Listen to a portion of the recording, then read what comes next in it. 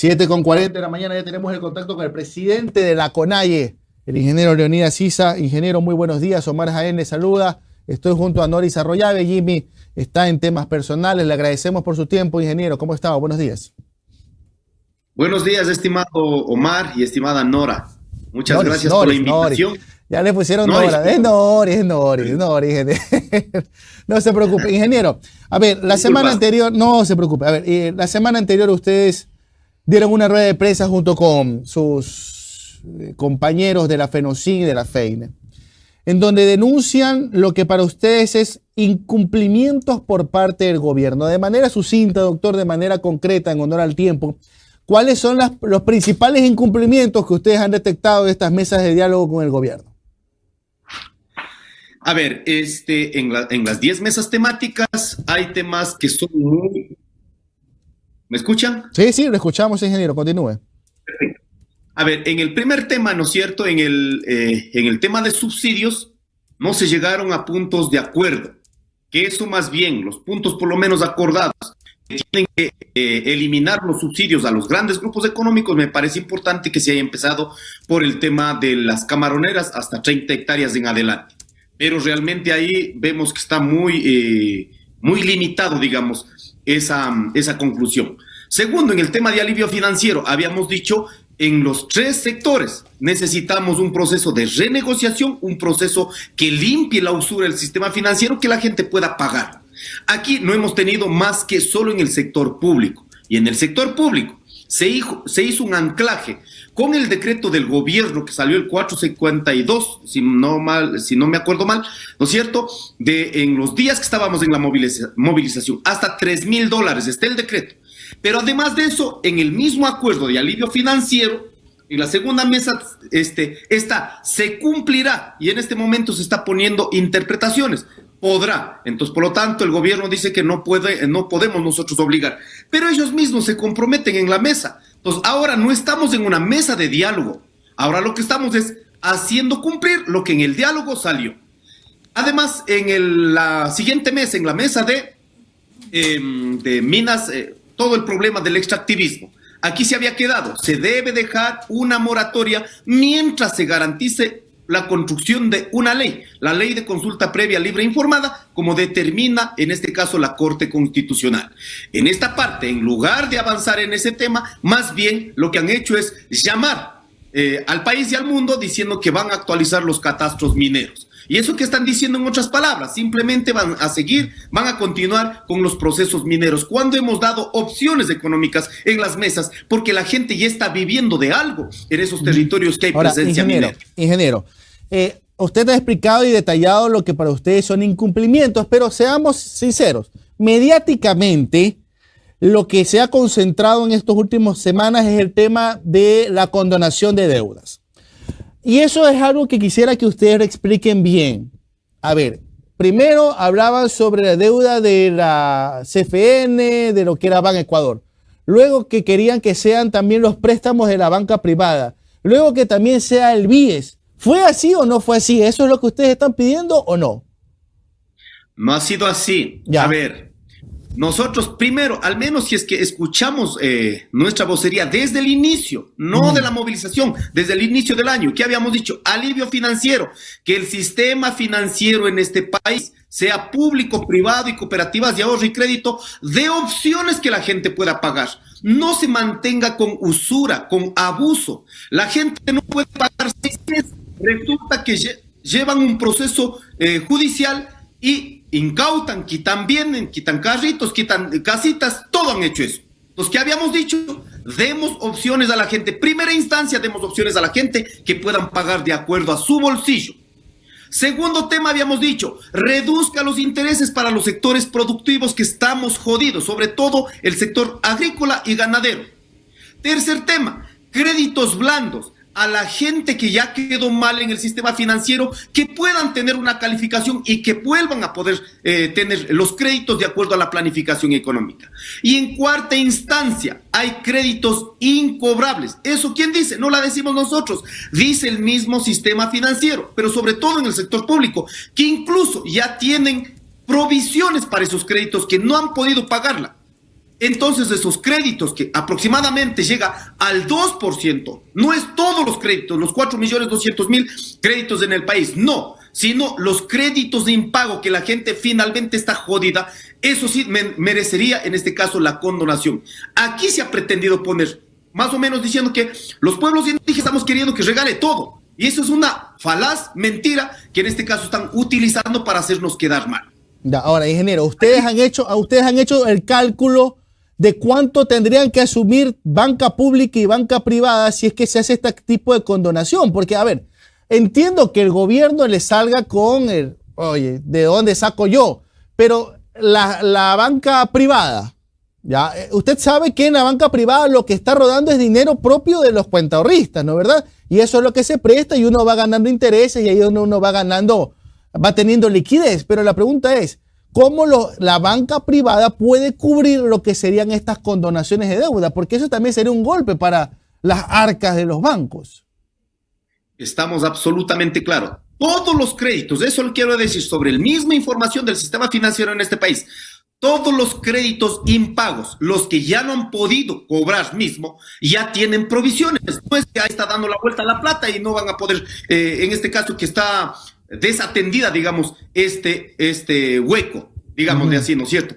Está con provisiones. Hay un porcentaje, si en el día de las mesas que habíamos presentado, en donde realmente habría más problema, de pronto es en las cooperativas de ahorro y crédito, en las, en ¿cómo se llaman estas? Bueno, las que son más pequeñas, digamos, ¿no es cierto? Allá habría un poco más de problema. En promedio, en las cooperativas de ahorro y crédito estaría entre 4 y 5%. Eso se presentó en la banca pública 2% y en los bancos privados el 3%. Créditos impago, no estoy hablando de todos los créditos. Todos los créditos, cómo se haya logrado la gente sostenerse, de alguna manera se está resolviendo. Pero hay sectores, sobre todo los pequeños, que no van más allá de 1,000, 2,000, 3,000, los más grandes, un poco más grande, digamos, ¿no es cierto? Hasta $10,000. Hay algunos créditos que eso necesitamos que haya un proceso de renegociación, como por ejemplo en la costa han sacado hermanos 50,000, 60,000, entraron a hacer producción de palma africana y resulta que cayó la plaga. ¿Y eso cómo se resuelve? No se resuelve quitando los terrenos, quitando las propiedades, eso se resuelve dando opciones a esa gente que cayó esos negocios, dando opciones para que pueda recuperar y pueda cancelar. Así que nosotros estamos claros en los porcentajes que corresponde. Por ejemplo, en la banca pública, sobre el mismo cálculo del gobierno nacional, es de entre 180 a 200 millones de dólares. Ahí recordemos, la misma ley que el presidente actual, Guillermo Lasso, propuso en el 2021 y pasó por el Ministerio de la Ley. ¿Cuántos millones de dólares regalaron a las grandes empresas? Solo en este año, solo en el sistema. Solo para los grandes grupos económicos, aproximadamente 2,000 millones de dólares. O sea, estaríamos pidiendo aquí para la gente más pobre el 10% de lo que ya regalaron. Y si vamos a revisar los datos de los años anteriores, 2020-2021, 4,500 millones de dólares. Desde el 2018, con el gobierno de Moreno, aproximadamente 6,338 millones de dólares. No la digo yo, eso hay economistas que han manifestado de la misma manera. Hoy ingresamos al sistema de rentas internas, donde los grupos más grandes no han pagado lo que corresponde. Entonces, estamos pidiendo que pueda tener una política de similar atención también a los pequeños, porque los pequeños estamos trabajando para sostener la economía interna de Ecuador. Ingeniero, está bien, explicado ese punto que quizás era uno de los temas más sensibles a corto plazo. Ahora, la pregunta es, ¿cuál es la situación siendo hoy, lunes 5 de diciembre? Ustedes informaron que ese día, ante la política o ante la postura del gobierno, ustedes decidían ya no participar en estas mesas de seguimiento. ¿En qué estamos ahorita con respecto a estos temas? ¿Se está avanzando, no se está avanzando? ¿Y cuál es el siguiente paso? Y la pregunta que es lógica, ingeniero, y que todo el mundo la tiene en la punta de la lengua, ¿van a salir a las calles a protestar? A ver, en este momento el país necesita una reactivación económica. Hemos dicho que por fin de año, inicio de año y el proceso electoral, en este momento generar una movilización no sería positivo. Por lo tanto, hemos dicho, en los primeros 3 meses se hará una evaluación, nuevamente ratificando, llamando al trabajo en la mesa de seguimiento. No hemos sido nosotros los que hemos dicho ya no vamos a participar. Fue el gobierno nacional. a pretexto de la rueda de prensa, de manera unilateral, dijo que no van a llegar a la mesa de seguimiento. Nosotros tenemos, en las limitadas condiciones económicas que tenemos como organización, tenemos a nuestros compañeros técnicos trabajando en todas las mesas, capaz de que no sea por falta de las organizaciones la que no cumplan, sino realmente desde nuestra parte todo el esfuerzo que tenemos. Pero también hemos dicho, si es que salen a burlar ya como están haciendo aquello, no será la decisión solo de los dirigentes, sino realmente será una decisión desde el pueblo, desde la mayoría, que en este caso sentíamos que podemos tener esos beneficios básicos para poder reactivar la economía. Ingeniero, buenos días. Noris Arroyave le saluda.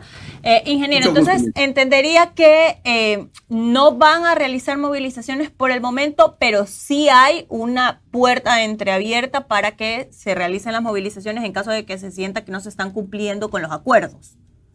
Efectivamente, eso ya habíamos dicho en la rueda de prensa, eso decidió, al menos de nuestra parte, la organización a nivel nacional, la CONAIE, definimos eso, de que en este momento vamos a exigir hasta las últimas consecuencias que cumplan los acuerdos. No estamos en una mesa de diálogo, no estamos poniendo qué criterios sí, qué criterios no. Ya hay un acuerdo. Esos acuerdos lo que necesitamos es implementarla. Ahora, ¿cuáles los puntos que han ido también saliendo ya con mucha fuerza? El problema extractivo. Lo hemos dicho al gobierno nacional. Por favor, lea el acta del 30 de junio, el acta de acuerdos, donde se dice no minería en tales zonas. Y resulta que en este momento se sigue avanzando en ese proceso, más bien ampliando el catastro minero, dando a conocer al mundo, cuando ya sabe que está afectando las economías locales, donde están sosteniendo la gente que han trabajado durante toda su vida en agricultura, en ganadería. Más bien lo que se tiene que impulsar en estos sectores es, en este caso, un proceso de turismo comunitario, de cabalgata, ecológico, agroecológico, todas las opciones que debe darse. Y además de eso también hemos venido de la COP27. Hay un fondo mundial, en este caso, que los estados pudieran acceder si es que se planifica o se da a conocer los proyectos sustentables en los estados. Yo creo que hay opciones económicas.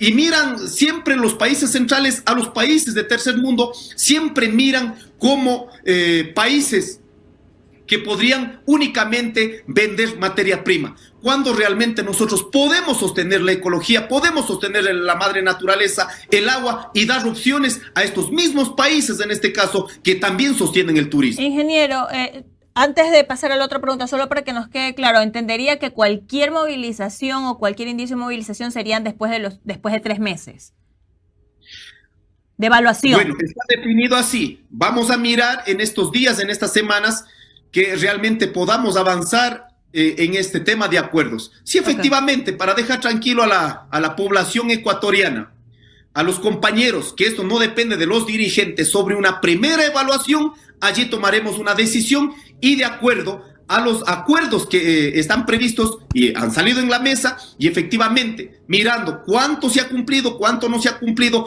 y cuáles los temas fuertes, como el tema minero, realmente va a ser los puntos más jodidos, que en ese caso, si la gente de manera inmediata lo propone alguna situación, de la misma manera estamos dispuestos. Pero en este momento se ha dicho, en los primeros 3 meses se hará una evaluación y se tomará una decisión. Ingeniero, ¿cuál es el futuro de Pachacuti cuando es evidente que hay divisiones a la interna y que no todos los asambleístas dicen sentirse representados por la CONAIE en este momento?